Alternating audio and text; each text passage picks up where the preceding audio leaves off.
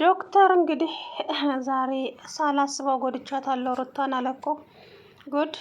እንግዲህ እሱን ለማግኘት ብላ ራሷን ውሸቷን ፌስ እንትን ተጽታ ሆስፒታል ገባች። እንግዲህ ለሱ ብላ ነው ማለት ነው። ዴቭም አደይን ሸክፎ እንግዲህ ወደ ከተማ ተመልሷል። አብዬም እንትናን ብርሃንን እንደዚህ አግቶ አርፈሽ ቁጭ በያለ አደይ ወደ ከተማ መመለሷን ጉድ አላወቀ።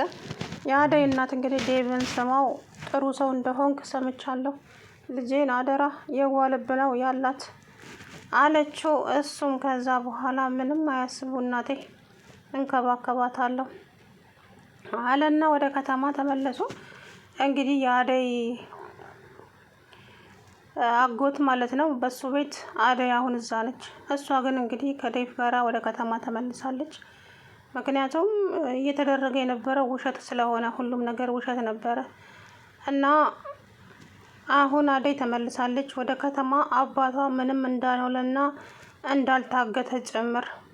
ስለዚህ ከዚህ በኋላ ምንም ማድረግ እንደማይችሉ እናትየዋ ሁሉንም ነገር ነገረቻትና ወደ ከተማ እንድትመለስ አደረገቻት ማለት ነው። እማዬ አባቴ እንኳንም ደህና ሆነ፣ ክፉ እንዲነካብኝ አልፈልግም በፍጹም አባቴ ነው። ሰፈሩ ላይ እኮ የአደይ አባት ብሎ የሚጠራው እኔ እሱ ልጅ ስለሆንኩ አይደለም እንዴ?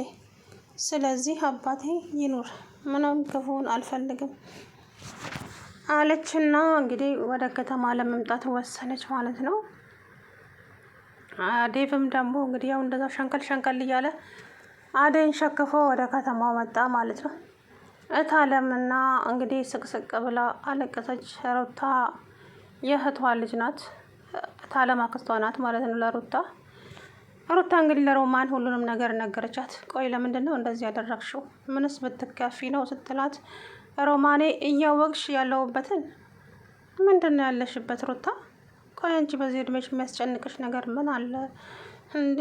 በጭራሽ ዶክተሩ እኮ ስከታተለው ጭራሽ ዞር ብሎ እንኳን እኔን አያየኝም በፍጹም። ጭራሽ ፊት አይሰጠኝም። ምና ምን ላድርግ? ዛሬ ሲያናድደኝ ነው እንደዚህ አይነት ውሳኔ የወሰንኩት። እውነት በጣም ነው የምናደድብሽ ሩታ። እሱን ለማግኘት ብለሽ ወይ እዚህ መጥተሽ እሱ ጋር ለመቀመጥ ብለሽ እንደዚህ ካደረግሽ፣ አዎ እሱ ስላናደደኝ ነው እንደዚህ ያደረገው። ቆይ ለምን? ምን ሆነሻል አንቺ? ህይወትሽን ካጣሽ ምን ልተኪ ነው?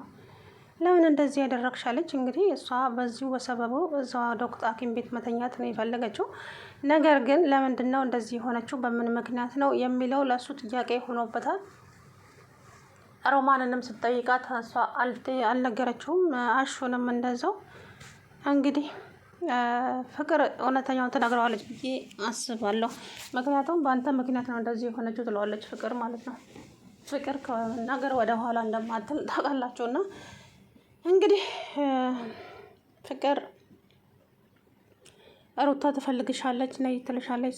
ዶክተር ይፈልግሻል። ለምን ይፈልገኝ? እኔ ምን አገባኝ? ልክ ፖሊስ የሚፈልጋት ያክል ነው የምትፈራውና እንግዲህ ደህና ሆናለች። ነይ ግቢ ውስጥ ተንቀሳቀሺ እንደ ማንኛውም ታካሚ ሲላት ደስ አላት። እውነት ዶክተር ብዙም አትገረሚ፣ ማንኛውንም ታካሚ የማደርግለትና የማደርግልሽ አላት። አይ ሩታ እንደው ፍቅር ከባድ ነው እውነት። ለማንኛውም እንግዲህ ዶክተር ይንከባከባታል፣ በዛው እንግዲህ ፍቅሯን ይቀበላታል የሚለው ነገር ግራ ያጋባል። ለአደይ ያለህን ፍቅር እንግዲህ ቀነስ አድርገው። አደይና ዴቭ አልተለያዩም አሉ። እንግዲህ ይዟት ወደ ከተማ መጥቷል። ካሁን በኋላ ደግሞ ተመልሳ እናቱ ከመጣች ነው ችግር የሚፈጠረው በአደይና። ወይ የዴቭ አባት ሊመጣ ይችላል ወይ እናቱ ትመጣለች ተመልሳ። አሁን የዴቭ አባት ነው የሚመጣው ታያላችሁ።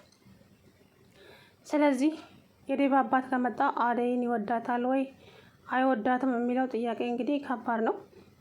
አደይ የምትወደድ እንጂ የምትጠላ ልጅ አይደለችም።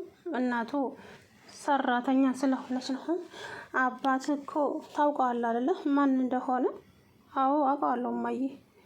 ማንስ ቢሆን እና እኔ የወደድኳትን ልጅ ሊከለክለኝ ነው እንዴ? አዎ ይከለክልሃል። አንተ እኮ ያፈቀርከው ደህና ሰው አይደለም። ለዘራችንም ለቤታችንም ለክብራችንም የማትመጥነዋን ነው። ምን ማለት ነው እሱ? ማለት የማገብተዋል እኮ ያልኩት ሰራተኛ ናት።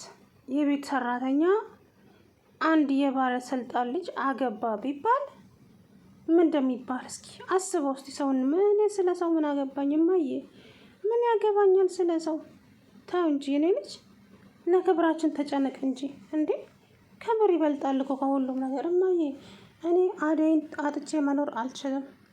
ያለ እሷ በፍጹም መኖር አልችልም። ስለዚህ እማ የፈለግሽውን ነገር በይ፣ ከአደይ ውጪ ሴት አልፈለገም ሲላት፣ እንግዲህ ተናገርኩኝ፣ ወይ ከሷ ወይ ከኔ ትመርጣለህ። እምቢ ካልክ ለአባትህ ሁሉንም ነገር እነግረዋለሁ።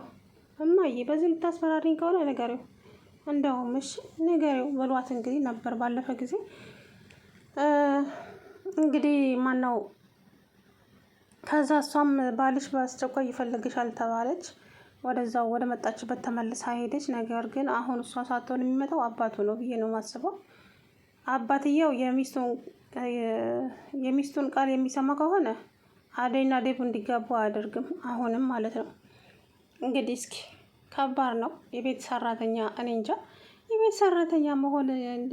ቆይ የሰውን ክብረት ዝቅ ያደርጋል እንዴ?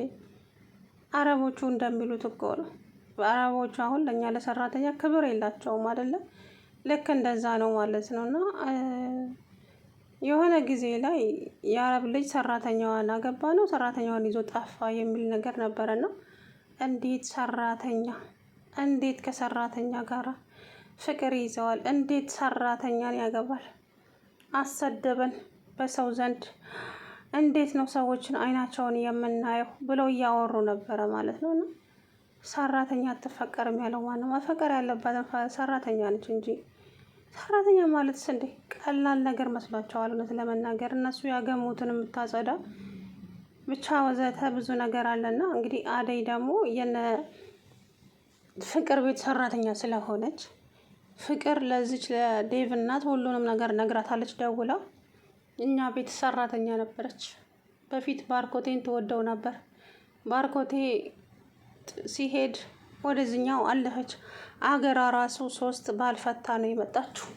ስለዚህ እች ሴትዮ ለልጅሽ አትሆንም፣ የሆነ ነገር አድርጊ ብላ እንግዲህ ለዴቭ እናት ውሸት ሞልታ ነግራት ነበረ።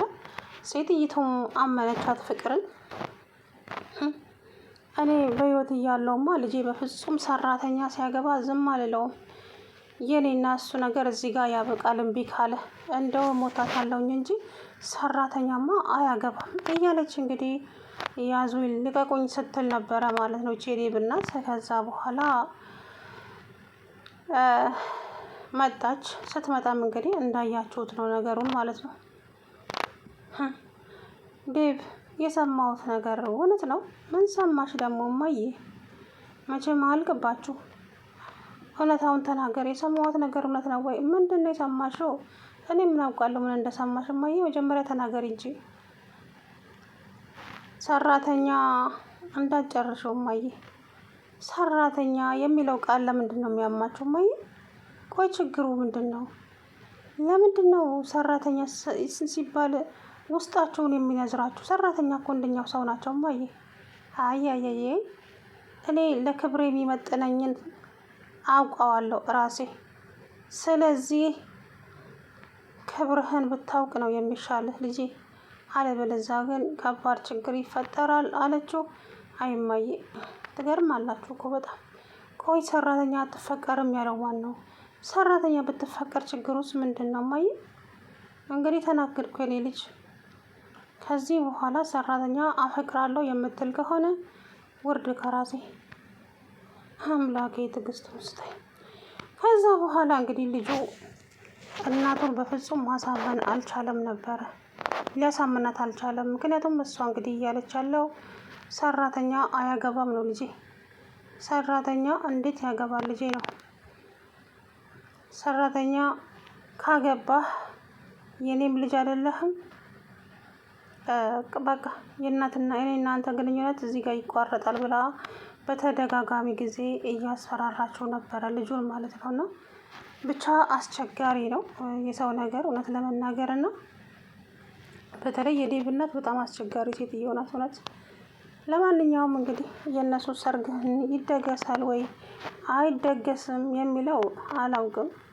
ከባድ ነው ለመገመትም ይከብዳል ማለት ነው እውነት ለመናገር እና እንግዲህ ዴቭና አደይ ይጋባሉ ብዬ ተስፋ አደርጋለሁ። አላውቅም፣ ለማውራትም እንትን ይላል። ግን ደግሞ እስቲ በቀን ብዛት አብረን የምናየው ይሆናል እሱ ማለት ነው። ሲቀጥል ደግሞ ብቻ ከባድ ነው። ለማንኛውም እንግዲህ ዴቭ አደይን ይዞ ወደ ከተማ ተመልሷል ማለት ነው። ወደ ከተማ በመመለሱ በጣም ደስ ብሎኛል እኔ ራሴ እውነት። ምክንያቱም ያው እንትን ይላሉ፣ ገባችሁ አይደለ? ከዚህ በኋላ ማንም የፈለገውን ነገር እንኳን ቢያወራ አያምኑም። የፈለገ ነገር ቢወራ እንኳን እንደማያምኑ ነው የምነግራቸው። እና ስለዚህ ያላቸው አማራጭ አደይና ዴቭ ያው ተስማምተው አንድ ላይ መሆን ብቻ ነው ያላቸው አማራጭ፣ ይሄው ነው። ከዛ ውጪ እንግዲህ እኔ ሰርጋቸው ይደገስ አይደገስ የማውቀው ጉዳይ የለም። ሰላም ውድና የተከበራችሁ የቻናሌ ቤተሰቦች እንዴት ናችሁ? አለው ደህና ነኝ።